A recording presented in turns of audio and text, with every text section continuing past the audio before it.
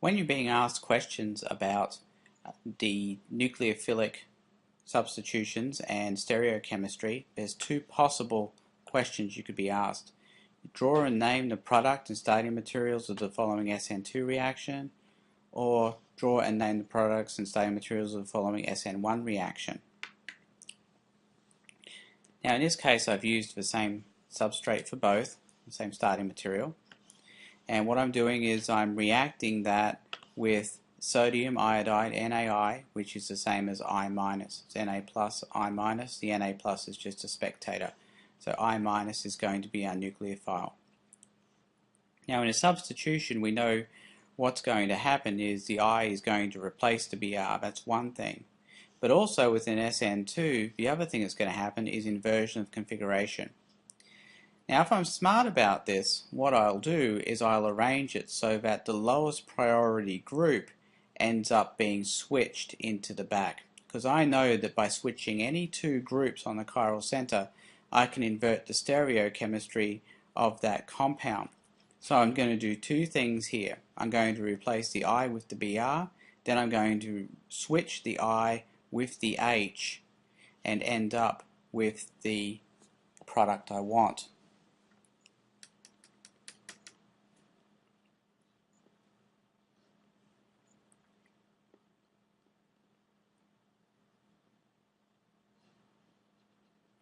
H ends up in the back and I ends up at the front.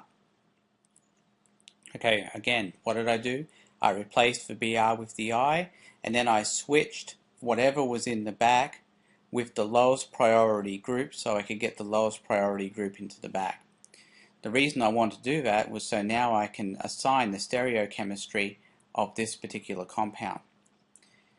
Now I can do my priorities. I know that I will be 1 because it's heavier than the C's. Now we've got the two C's here.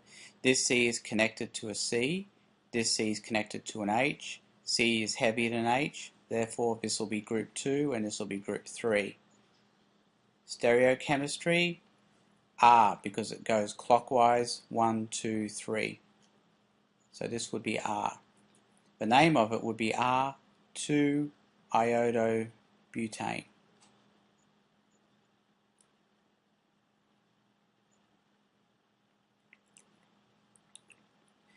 Now if I know that's R, then because inversion occurred when we did this, I can infer that the starting material must have had an S stereochemistry. Now I know what you're saying how do I know that's S if I haven't got the lowest priority group in the back? Well, I know it's S because the product was R, and that's the pattern of inversion. The product will always have opposite stereochemistry to what you started with. So even though I haven't organized or figured out what the stereochemistry of this is, I know what it is by looking at the product. On the Sn1 reaction, again I'm going to assume that I don't know what the stereochemistry of the starting material is before I start. What I do know from the Sn1 is I'm going to get two products, and those two products will have opposite stereochemistries. So what I can do is I can do a direct replacement of the Br with the I. That will give me one stereoisomer. And the other one, what I'll do is simply switch the I with the lowest priority group to put it into the back.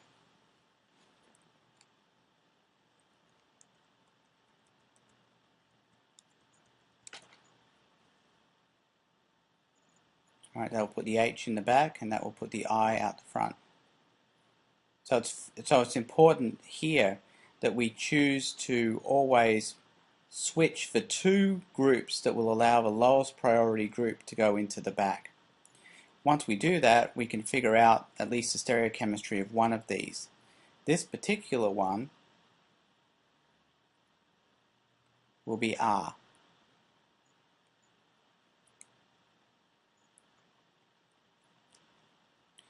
And it's R because the 1, 2 and the 3 go in a clockwise direction. If this one's R, then the other one must be S. Now I know that because when we do the switching of the two groups, we end up switching the configuration. So if this was R, then this one must have been S. Since we got this one by a direct replacement of this one just by switching the I with the BR, then the stereochemistry of these two must be identical, which makes this one S as well. So the name of this would be S2 bromobutane, this would be S2 iodobutane, and this would be R2 iodobutane.